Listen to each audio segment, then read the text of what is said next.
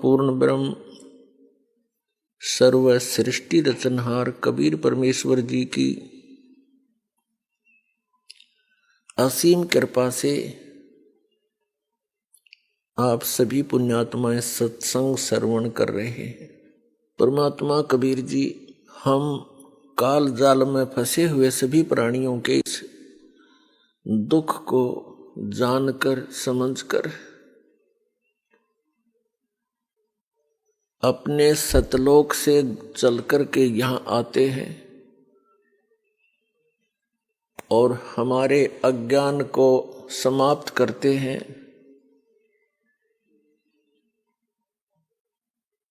हमें ये बताने की चेष्टा करते हैं कि तुम सभी प्राणी ऐसे स्थान से आए हुए हो जहाँ पर किसी वस्तु की कमी नहीं, किसी वस्तु का वहाँ पर अभाव नहीं, वहाँ कोई दुख नहीं, वहाँ पर वृद्ध अवस्था नहीं, सृष्टि ऐसी ही है, शरीर आपके ज्यों के त्यों हैं। वहाँ जो आपको शरीर प्राप्त था वो सभी रोग रहित, वृद्ध अवस्था उसमें नहीं होती, वहाँ मृत्यु नहीं होती। उस स्थान को आप अपनी गलती के कारण छोड़ आए। अब आप यहाँ पर ये दंड भोग रहे हो, सजा भोग रहे हो, और यहाँ पर आप जी ने इन दुखों को ही सुख मान लिया। यदि किसी को अधिक दुख है और उससे कुछ कम दुख को हमने सुख समझ लिया, और यहाँ पर सुख नाम की वस्तु नहीं है, आपने सुख देखा ही नहीं है, इसलिए इन्हीं अटकलबाजियों में आप सुख मान रहे हो। कैसे? जो निर्धन है वो सोचता है धनवान सुखी, ये कार और कोठियों में निवास करता है, सफर करता है। अब धनवान को स्वप्न में भी सुख नहीं होता। धनवान समझता है, धनी व्यक्ति सोचता है कि राजा लोग सुखी होंगे, ये राजा लोग सुखी हैं। राजा सुखी हो ही नहीं सकता। विचार की बात है, जैसे एक परिवार का मुखिया अपने 4-5 सदस्यों की व्यवस्था में कितनी टेंशन लिए फिरता है।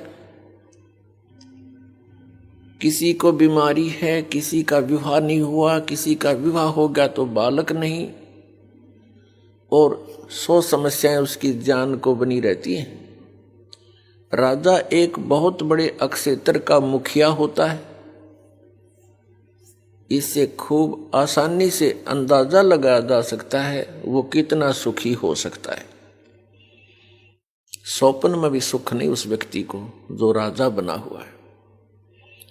ठीक है, अपनी घूटी सूटी लाकर रात काट लेता होगा, घंटे 2 घंटे पड़ जा पी कर शराब, सुख नहीं है। हाँ, उस व्यक्ति को जो परमात्मा से जुड़ा हुआ है, कबीर परमेश्वर की भक्ति करता है, वो चाहे निर्धन है, चाहे धनवान है, चाहे राजा भी क्यों ना बना हो, वो भगवान से डरने वाला, परमात्मा उसका साथी होता है। उसके ऊपर आने वाली आपदाओं को तुरंत निवारण करता है, क्योंकि कबीर परमात्मा वो सुख सागर है जो अपने बच्चों का दुख देख नहीं सकते। और जब तक हम इस परमेश्वर की शरण में नहीं आते हैं तो हम अन्य उपासनाएं जो करते हैं वो हमें अपने प्रारब्ध में आने वाली आपदाओं से नहीं बचा सकते। उन साधनाओं से आपको अन्य लाभ तो हो सकते हैं, लेकिन आपके कर्म के दंड में वो परिवर्तन नहीं कर सकते। एक कबीर परमात्मा परम अक्षर ब्रह्म को छोड़कर अन्य जितने भी प्रभु हैं, स्वामी हैं, वो आपको जैसा कर्म किया है वही प्रदान कर सकते हैं, उसमें परिवर्तन नहीं कर सकते। तो वो भक्ति हमारे लिए यूजलेस है। हमारे प्रारब्ध में, हमारे संस्कार में, पुण्यों में, इस जीवन के सफर में कोई ऐसा भयंकर घटना, दुर्घटना हो और वो टले नहीं,